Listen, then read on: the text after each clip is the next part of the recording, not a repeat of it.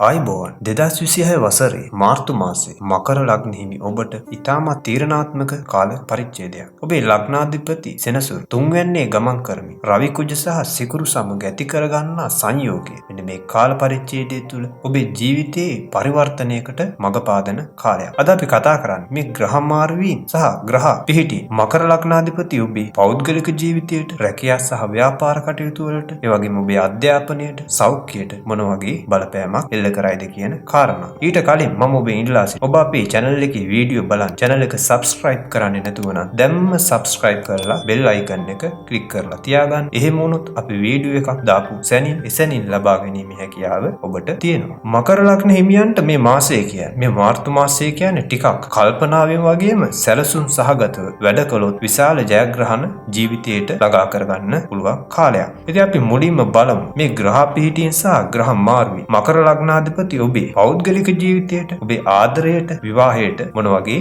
බලපෑම් එල්ල කරනවාද කියන කාරණේ. මාර්තු මාසයේ ප්‍රධානම සිදුවීම වන්නේ රවි කුජ සිකුරු සහ සෙනසුරු යන ග්‍රහයන් කිව් දෙනා ඔබේ තුන්වැන්නේ එකට එකතු වීම. මේ වික්‍රමස්ථානය කියලා කියනවා. ඔබ මෙතෙක් කල මොන හරි දේවල් වල බියෙන් හිටියා. බියෙහිඳ ඔබ ජීවිතය තුළ සමහර ප්‍රශ්න වලින්, අභියෝග වලින් පස්සට ගියා. මෙන්න මේ කාලය තුළ ඔබට ඉදිරියට යන්න පුළුවන් විශේෂ සතියක් මේ ග්‍රහ පිහිටීමත් සමග උදා වෙනවා. ලග්නාධිපති සෙනසුරුගේ පිහිටීමත් එක්ක මේ මාසයේ ඔබට පවුලේ වගකීම් ටිකක් වැඩි වෙන්න පුළුවන්. විශේෂයෙන්ම දෙමාපියන් හෝ වැඩිහිටියන් වෙනුවෙන් මෙන්න මේ කාලය තුල වැඩිපුර කාලය යොමු කරන්න සිද්ධ වෙයි. හැබැයි මතක තියාගන්න මාර්තු 21 වෙනකම් බුධ වක්‍රව ඉන්න නිසා මෙන්න මේ කාල සීමාව තුල පවුලේ අයත් එක්ක කතා කරනකොට ඔබේ වචන පාවිච්චි කරන විදිය ප්‍රවේශමෙන් පාවිච්චි කරනවා නම් ඒක ඉතාමත් සුදුසුයි. නැත්තම් පොඩි දේ දුරදිග ගිහින් අනවශ්‍ය මතභේද මතගැටුම් මෙන්න මේ කාල සීමාව තුල ඔබට ඇති වෙන්න පුළුවන්. මේ ග්‍රහ පිහිටීම් සහ ග්‍රහ මාරුවීම් මකර ලග්නාධිපති ඔබේ ආදර සම්බන්ධතා සම්බන්ධයෙන් මොන වගේ බලපෑමක් එල්ල කරයිද කියන එක කතා කරොත් සිකුරු මීන රාශියේ උච්ච වීම නිසා මෙන්න මේ කාල සීමාව තුළ ප්‍රේම සම්බන්ධතාවල නව ප්‍රබෝධයක් ඇති වෙන කාලයක්. ඒ වගේම දෙවැන්නේ රාහු සිටීම නිසා මෙන්න මේ කාල සීමාව තුළ වචන පාවිච්චි කරද්දී ඉතාමත් පරිස්සම් වෙන්න ඕන කාලයක්. ඒ වගේම ආදරය කරන අයට නම් මේ මාසයේ ටිකක් ඉවසීමෙන් ඉන්නවා. හුඟක් ප්‍රශ්න වලින් බේරෙන්න පුළුවන්. ඒ වගේම මේ කාල සීමාව තුළ සහකරු හෝ සහකාරිය එක්ක තියෙන විශ්වාසය පළුදු කරගන්න ඔබ උත්සාහවන්ත වෙන්න එපා. අනවශ්‍ය සැකය, අනවශ්‍ය වචන, අනවශ්‍ය මත ගැටුම් නිසා ඔබේ පෞල් ජීවිතයට මේ කාල සීමාව තුළ බාධාවන් ඇතිවිය හැකියි. එනිසා මේ කාල සීමාවේදී ඔබේ සහකරු සහකාරිය සමග, ඔබේ ප්‍රේමවන්තයා සමග වචන හුවමාරු කරගද්දී ඉතාමත් පරිස්සමින් කටයුතු කරන්න. ඊළඟට අපි බලමු මේ ග්‍රහ පිහිටීම් සහ ග්‍රහ මාරුවීම් මකර ලග්නාධිපති ඔබේ රැකියා සහ ව්‍යාපාර කටයුතු වලට මොන වගේ බලපෑමක් එල්ල කරයිද කියන කාරණේ. මේ කාල සීමාව තුළ රැකියා ක්ෂේත්‍රය තුළ ඉතාමත් ප්‍රගතියක් ඔබට බලාපොරොත්තු විය හැකි කාලයක්. විශේෂයෙන්ම මාධ්‍ය, ගමනාගමන සහ සංවේදන අංශවල රාජකාරී කරන අපේ හිතවතුන්ට මෙන්න මේ කාලේ ඉතාමත් සුබ බවක් තමයි පෙන්වු කරන්නේ. ඔබ රැකියාවක් කරන කෙනෙක් නම් මාසයේ මැද හරියේදී ඔබට අලුත් වගකීම් ලැබෙන්න පුළුවන්. ඒක ඔබේ දියුණුවට හොඳ අවස්ථාවක්. හැබැයි වැඩ අධික වීම නිසා මෙන්න මේ කාලය තුළ ටිකක් මහන්සි වෙන්න වෙන ස්වභාවයක් තමයි පෙන්වු කරන්නේ. ඒ වගේම ව්‍යාපාර කරන අපේ හිතවතුන් මාර්තු 11න් පස්සේ ගුරුගේ බලපෑමත් එක්ක අලුත් ආයෝජන ගැන හිතන්න හොඳ පසුබිමක්, හොඳ අවස්ථාවක් නිර්මාණය වෙනවා. හැබැයි මම කලිනුත් කිව්වා වගේ බුධ වක්‍ර කාල සීමාවේදී මාර්තු 21 දක්වා කිසිම වැදගත් ගිවිසුමකට හදිස්සියේ අස්සම් කරන්න යන්න එපා. ලිය කියවිලි දෙපාරක් තුන් පාරක් කියවලා අස්සම් කරනවා නම් ඒක ඉතාමත් සුබයි. නව ආයෝජන වලට මේ කාලේ ඉතාමත් සුදුසු නිසා ඔබට මේ කාලේ ඔබේ රැකී ආරක්ෂා ව්‍යාපාර කටයුතු වල ඉතාමත් ප්‍රගතියක් පෙන්වුම් කරන කාලයක්. පවතින ග්‍රහ පිහිටීම් ග්‍රහ මාරුවීම් අපේ අධ්‍යාපනයේ හදාරන මකර ලග්නාධිපති දුවාදරියන්ගේ අධ්‍යාපන කටයුතු වලට මොන වගේ බලපෑමක් එල්ල කරයිද කියන එක අපි කතා කරොත් මෙන්න මේ කාලය තුල පරිේෂණ කරන සිසුන්ට සහ විදේශ අධ්‍යාපනය අපේක්ෂා කරන අපේ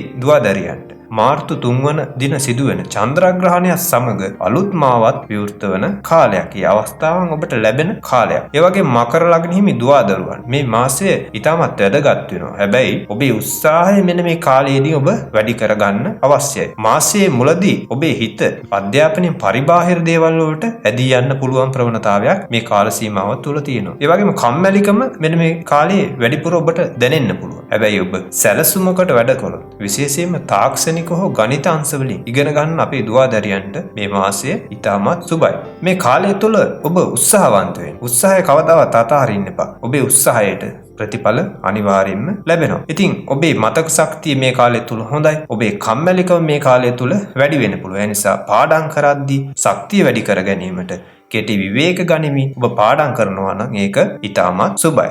මේ ග්‍රහ පිහිටීම් සහ ග්‍රහ මාරුවී මාර්තු මාසය තුල මකර ලග්නාධිපති ඔබේ සෞඛ්‍ය ජීවිතයට මොන වගේ බලපෑමක් එල්ල කරයිද කියන එක අපි කතා කරොත් 6 වෙන්නේ ගුරු සිටීම නිසා මෙන්න මේ කාල සීමාව තුල උදරාබාධ හෝ ඒ වගේම ලේ සම්බන්ධ රෝග ගැන සැලකිලිමත් වෙන එක ඉතාමත් සුබයි. මේ මාසයේ ඔබේ ආහාර පාලනය ගැන පොඩ්ඩක් නෙවෙයි හුඟක් හිතන්න ඕන කාලයක්. විශේෂයෙන් බඩේ අමාරු අජීර්ණ වගේ තත්ත්වයක් මේ කාල සීමාව තුල ඔබට ඇති වෙන්න පුළුවන්. ඒ වගේම රැකියාවේ පීඩනය නිසා අර මං කලින් කිව්වා වගේ මේ කාලය තුල ඔබට වැඩිපුර මහන්සි වෙන්න වෙයි. රැකියාව වෙනුවෙන් වැඩිපුර කැපකිරීම කරන්න වෙයි. ඒ නිසා මේ අධික මහන්සිය නිසා මානසික ආතතිය මේ කාලය තුල වැඩි වෙන්න පුළුවන්. ඒ නිසා පුළුවන් තරම් භාවනාවක නිරත වෙන්න පුළුවන් නම් එහෙම නැත්නම් ආගමික වතාවත් වලට යොමු වෙන්න පුළුවන් නම් මෙන්න මේ කාලේ ඔබට ඉතාමත් සුදුසුයි ඔබේ ආතතිය මානසික ආතතිය අඩු කරගන්න පුළුවන්. ඉතින් මකර ලග්න හිමි ඔබට මේ මාසයේ ජයග්‍රහණය නිම කරන්න නම් ඉවසීම සහ නිවැරදි සංනිවේදනය කියන ගුණාංග ඔබ තුල ඇති වෙන්න ඕනේ. මේ ළඟට අපි බලමු මේ ග්‍රහ පිහිටීම් සහ ග්‍රහ මාර්වීන් හමුවේ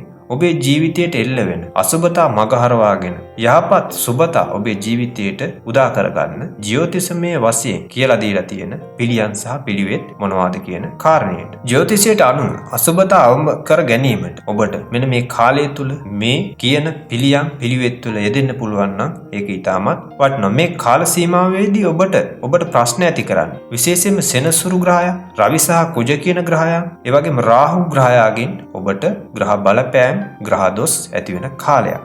මේ ග්‍රහ දොස් නිවාගෙන ජීවිතය ජයග්‍රහණය කරා යන්න ඔබට පුළුවන් නම් මෙන්න මේ වත් පිළිවෙත් වල යෙදෙන්න ඒක ඉතාමත් සුබයි. මේ කාලය තුල ඔබට එල්ල වෙන සෙනසුරු අපලයට ඔබට පුළුවන් නම් සෙනසුරාදා දවස්වල උදෑසන විෂ්ණු දෙවියන්ට පූජා පවත්වලා නිල් පාට මල් පූජා කරන්න. ඒ වගේම එළකිරි මිශ්‍ර ක්‍රියාහාර දන් දෙන්න පුළුවන් නම් මේ කාලය තුල සෙනසුරුකින් උදා වෙන්නේ ග්‍රහ දොස් වලට ඒක ඊටමත් ප්‍රත්‍යක්ෂ වත් පිළිවෙතක් කියලා ජ්‍යොතිෂය තුල සඳහන් වෙලා තියෙනවා. ඒ වගේම රවි සහ කුජ කියන ග්‍රහයාගෙන් ඔබට උදා වෙන ග්‍රහ දෝෂ සඳහා සෑම උදෑසනකම සූර්ය නමස්කාරය කරලා රතු වර්ණයෙන් යුත් මල් පූජා කිරීමෙන් ඔබේ ආත්ම විශ්වාසය වැඩි කර ගැනීමටත් රවි සහ කුජ ග්‍රහ දොස් වලින් ඔබට මිදීමටත් අවශ්‍ය මානසික ශක්තිය උදා වෙනවා. ඒ වගේම රාහු අපලයට මෙන්න මේ කාලය තුල අසරණ අයට හෝ සතුන්ට ආහාර ලබා දෙන්න පුළුවන් නම් ඒ තුලින් ඔබේ මූල්‍ය බාධා ඉවත් වෙලා ඔබේ කර්ම ශක්තිය වැඩි දියුණු වෙලා ඔබේ ඉදිරි ගමන ශක්තිමත් සාර්ථක වෙන්න පුළුවන් ප්‍රවණතාවය වැඩි. සාරාංශයක් ලෙස 2026 මාර්තු මාසය කියලා කියන්නේ මකර ලග්නාධිපති ඔබේ ශක්තිය උරගා බලන කාලයක්. ස්වභාව දහම ඔබේ ශක්තිය උරගා බලන කාලයක්. බාධක පැමිණෙන්නේ ඔබ පරාජය කිරීමට නෙවෙයි ඔබ ශක්තිමත් කිරීමට. ධනාත්මක චින්තනය සහ නිසි සැලසුම සමගින් මේ මාසයේ ඔබට කටයුතු කරන්න පුළුවන් නම් මේ මාසයේ ඔබට ජයග්‍රාහී වාසනාවන්ත කාලයක් කියන එක මම ඔබට අවසාන වශයෙන් මතක් කරනවා. එහෙමනම් මේ ලැබුවා වූ මාර්තු මාසයේ මකර ලග්නාධිපති ඔබට සාර්ථක සුබ මාර්තු මාසයක් වේවා කියන ප්‍රාර්ථනාවෙන් තබමින් මම නිහඬ වෙනවා ඔබ සියලු දෙනාටම ආයු බෝවන්.